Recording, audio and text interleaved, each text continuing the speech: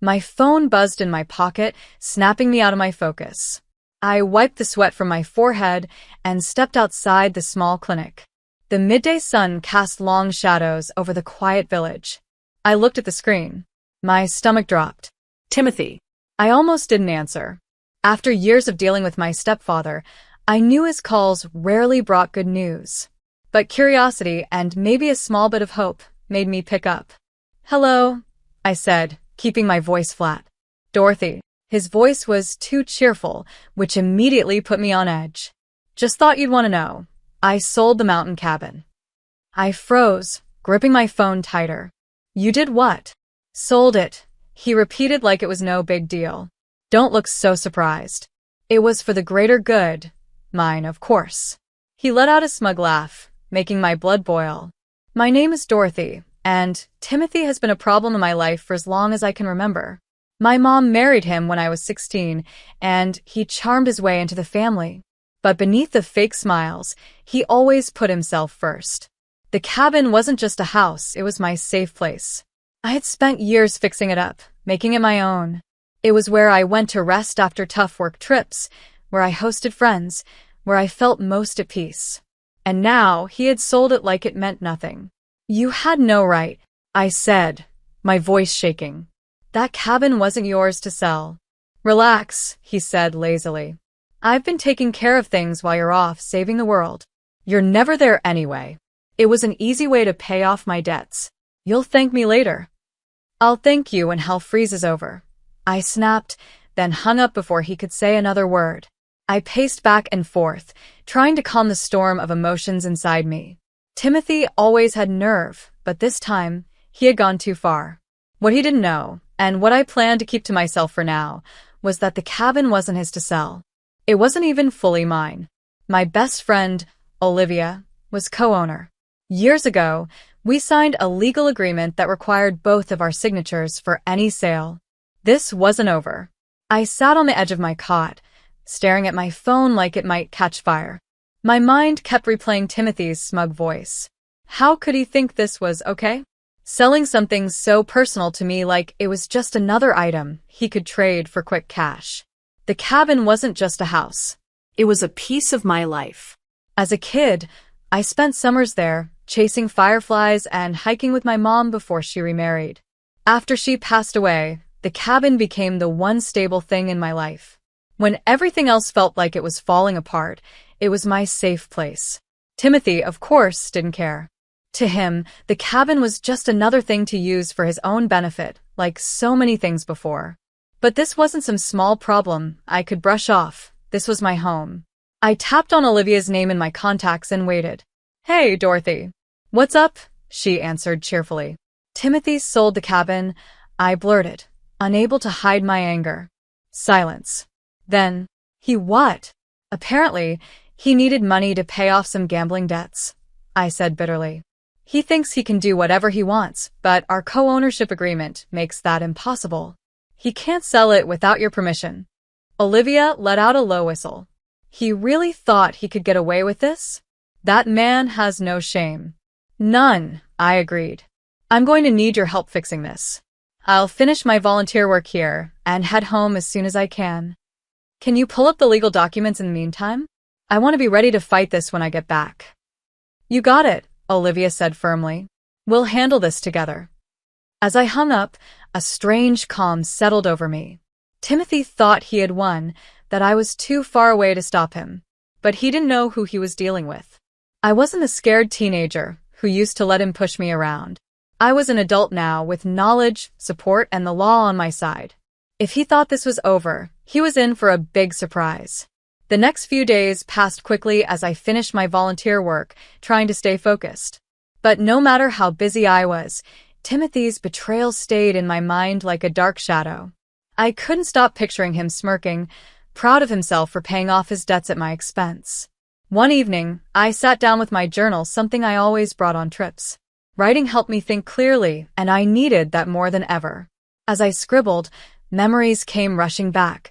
The first time I visited the cabin with my mom, the long days Olivia and I spent fixing it up, the quiet nights by the fireplace when everything felt peaceful. This wasn't just a house. It was a part of me, and Timothy thought he could sell it like it was nothing? No. Not this time. The next day, Olivia called again, sounding all business. I checked the co-ownership agreement, she said. You were right. He can't sell without my permission. The sale isn't legal.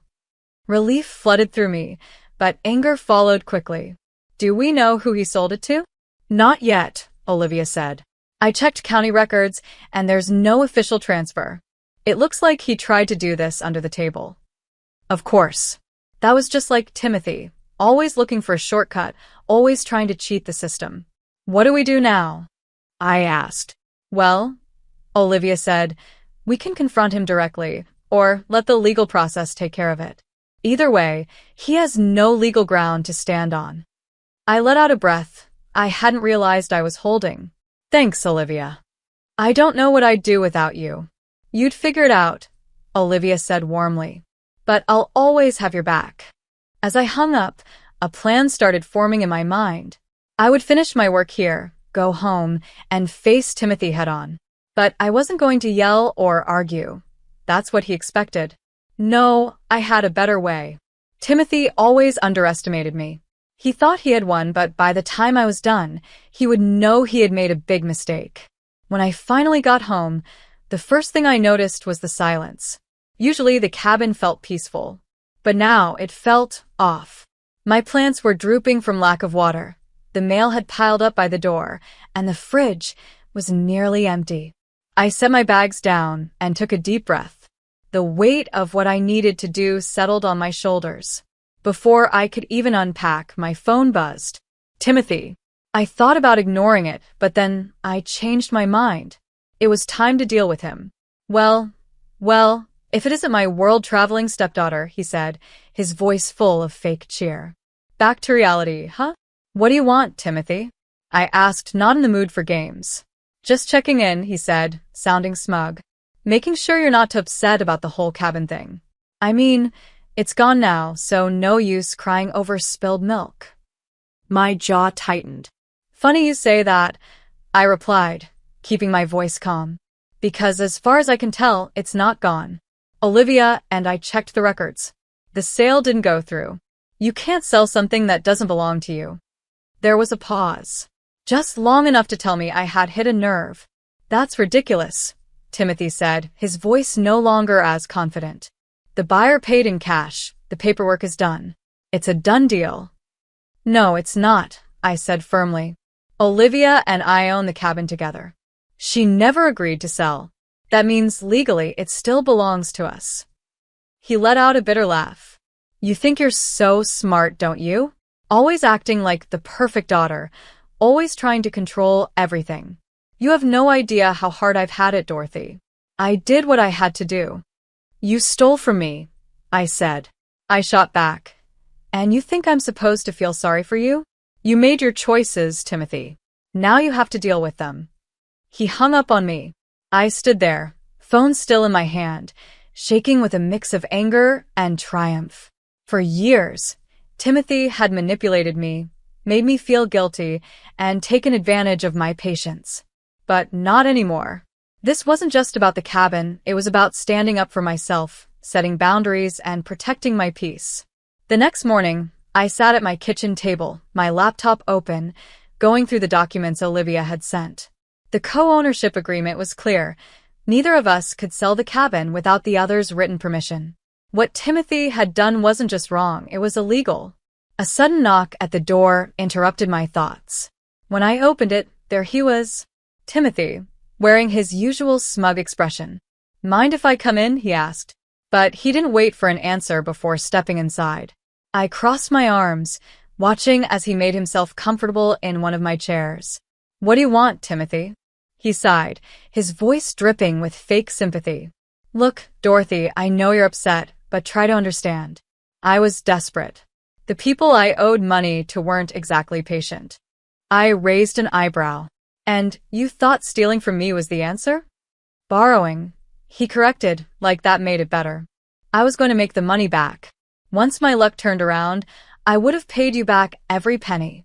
I let out a bitter laugh. Your luck? That's what you're counting on. Timothy, you've been gambling away money for as long as I've known you.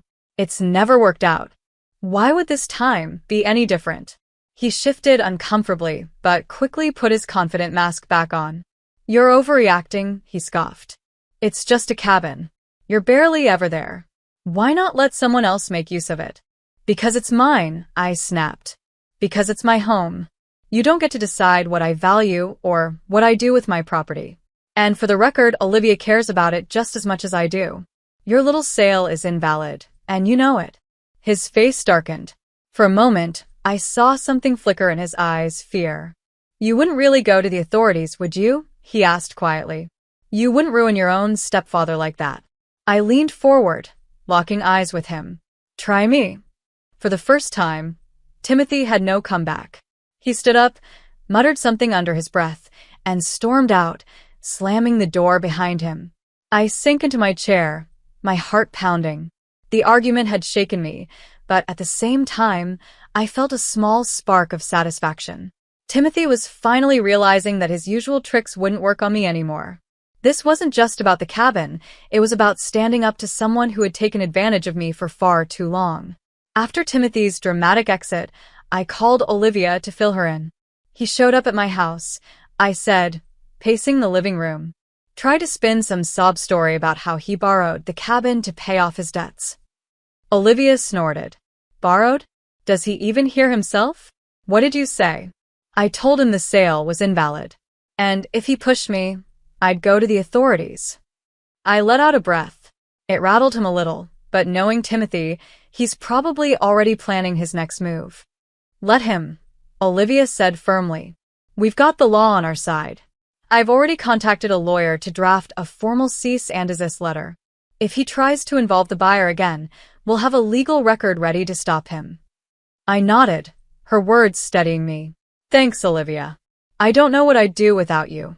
You'd figure it out, she said. But we're in this together. Over the next few days, I focused on gathering everything I could. I pulled up the co-ownership agreement, saved screenshots of Timothy's messages about the sale, and even tracked down the real estate agent involved in the deal.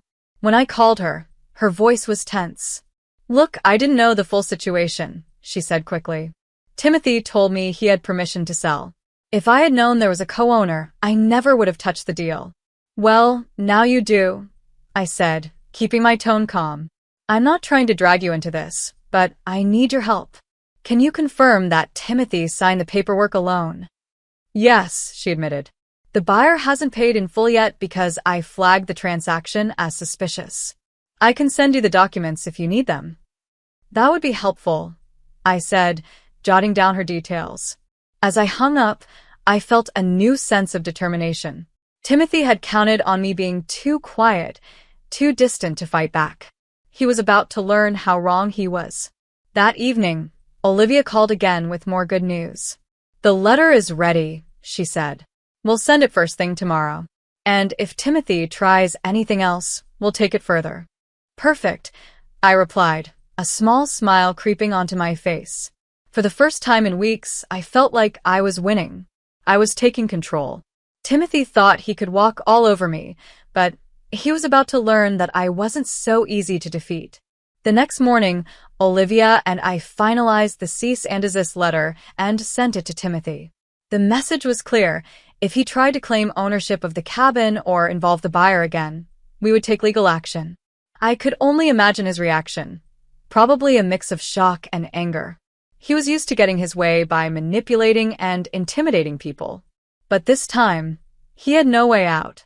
Later that day, the real estate agent emailed me the documents she had promised. Seeing Timothy's signature on the fake sale agreement made my stomach turn. He hadn't just crossed a line, he had completely ignored it. But instead of making me feel helpless, it only strengthened my determination. That evening, I got a call from Paul Heyman, a local officer Olivia had reached out to. Miss Daniel, he said, his voice calm and professional. I've reviewed the documents you and Miss Langley provided. It's clear that the sale was unauthorized. Based on this evidence, we can move forward with a formal investigation if you'd like. Yes, I said without hesitation. I want to pursue this. We'll start by contacting the buyer and explaining the situation, he continued. If Timothy keeps interfering, we'll escalate to criminal charges for fraud. Thank you, Paul, I said. Let me know if you need anything else from me. As I hung up, I felt a mix of relief and anticipation. The wheels were in motion and there was no turning back. The next day, Timothy called. His voice was full of anger, but I could hear something else underneath, desperation. Do you have any idea what you've done, Dorothy? He snapped. You're ruining everything. No, Timothy, I said, keeping my voice steady. I'm protecting what's mine. You did this to yourself. You've always been so ungrateful, he sneered. I stepped in when your mom couldn't handle things, and this is how you repay me? I let out a bitter laugh. You didn't step in, Timothy. You took over. You lied, manipulated, and used people to get what you wanted. And now, you're finally facing the consequences. He started to argue, but I cut him off. This conversation is over. If you have anything else to say, take it up with my lawyer. And then I hung up. I hung up and leaned back in my chair, my heart racing. Timothy's days of pushing me around were over. I was in control now. 3 days later, Paul Heyman called with an update. Miss Eric, we've spoken with the buyer. They've agreed to stop the transaction. They didn't know about the co-ownership agreement and are willing to cooperate with the investigation. Relief flooded through me. That's great news. So the sale is officially canceled. Yes, he confirmed. The cabin is still yours and Miss Langley's. However, we need to keep the case open to address your stepfather's fraud. Do you want to press charges? I hesitated for only a moment. Yes, I said firmly. He needs to be held accountable. Understood, Paul Heyman said. We'll move forward. Thank you for your cooperation. After the call, I let out a deep breath. For the first time in weeks, I felt truly calm. The cabin was safe, and Timothy's lies were falling apart. That afternoon, I called Olivia. The sale is officially void, I told her. The buyer backed out. The cabin is ours again. That's amazing, she said, excitement clear in her voice. But what about Timothy? The police are moving forward with their investigation, I explained. He's not getting away with this. Good, she said. It's about time someone stood up to him. Her words stayed with me long after we hung up. For years, I had let Timothy get away with too much, his manipulation, his entitlement, his complete lack of respect for boundaries. But this time, I fought back. And it felt like a turning point. Not just for this situation, but for how I handled everything in my life. That evening, I went to the cabin for the first time since coming home. As I stepped inside, a wave of emotions hit me. The smell of the wood panels, the familiar creak of the floorboards, it all reminded me why this place was so special. I sat by the fireplace, letting the quiet of the mountains wash over me. This was my safe place. The place where I built memories, celebrated milestones, and found peace in the middle of life's chaos. And it was still mine. For the first time in a long time, I smiled. I wasn't just reclaiming a property, I was reclaiming myself. A week later, Paul Heyman called with a final update. Miss Eric, I wanted to let you know that your stepfather has been officially charged with fraud and attempted theft of property. He'll have to appear in court, and based on the evidence, the case against him is strong. Hearing those words brought a mix of emotions, relief, vindication, and even a small trace of sadness. Thank you for everything, Paul, I said. Thank you, I said sincerely. You handled this with a lot of strength, Paul Heyman replied. It's not easy to stand up to family, but you did the right thing. After the call, I sat in silence, letting everything sink in. For years, Timothy had been a constant presence in my life, a toxic one. But now, I was finally free from his control. The next day, Olivia and I met at the cabin. She brought a bottle of wine to celebrate, and we sat on the porch, looking out at the mountains. The crisp air smelled of pine and earth. To standing up for ourselves, she said, raising her glass. I clinked mine against hers, smiling. To us. As we talked, I realized how much this whole experience had taught me. I had spent so much of my life avoiding conflict, trying to keep the peace, especially with Timothy. But this time, I had fought back. And it felt like a turning point, not just in my relationship with him, but in the way I saw myself. You know, Olivia said, pulling me from my thoughts, this cabin has always been more than just a place to stay. It's a symbol of everything we've built, everything we've worked for. Don't ever let anyone take that from you again. Her words hit deep. The cabin wasn't just a house. It was a reflection of my independence, my strength, and my determination to protect what mattered most to me. That night, I sat by the fireplace, feeling a peace I hadn't known in years. Timothy's betrayal had tested me, but it had also proven how strong I could be. The cabin was safe, my boundaries were set, and for the first time in a long time, I felt truly in control of my life. In the weeks that followed, things slowly returned to normal. The cabin, once caught in the middle of Timothy's greed, became my refuge again. Every creak of the floorboards, every rustle of the trees outside, reminded me of what I had fought to protect. I didn't hear much from Timothy after the charges were filed. But one day, my mom called. Her voice was hesitant. You know how he gets, Dorothy, she said, her usual way of defending him. But this time, it felt weaker. I do, I replied calmly. That's why I did what I had to do. She didn't argue. For the first time, there was no guilt trip, no desperate attempt to make me fix things. Just a quiet sigh before she said, I hope you find peace. I already have, I said, and I meant it. Over the next few weekends, Olivia and I worked on small projects around the cabin. We painted the porch, patched up the roof, and planted wildflowers along the edge of the property. With every brushstroke and every nail hammered, I wasn't just fixing the cabin, I was reclaiming a part of myself. One evening, as we sat on the porch watching the sunset, Olivia turned to me. So, what's next for you, Dorothy? You took back the cabin, stood up to Timothy. What's your next big move? I thought for a moment. The answer came easily. I'm going to keep doing what I love, I said. Volunteering, traveling, living life on my own terms. But this time, I won't let anyone else decide how I should live it. She smiled and raised her glass. To that. As the days passed, I reflected on everything I had learned. This wasn't just about the cabin, or even about Timothy. It was about recognizing my own strength. For years, I had let his actions decide how much I pushed back, how much I tolerated. But now I knew I was capable of setting boundaries and keeping them, no matter how uncomfortable it made others. The cabin was more than just a place, it was proof of how much I had grown.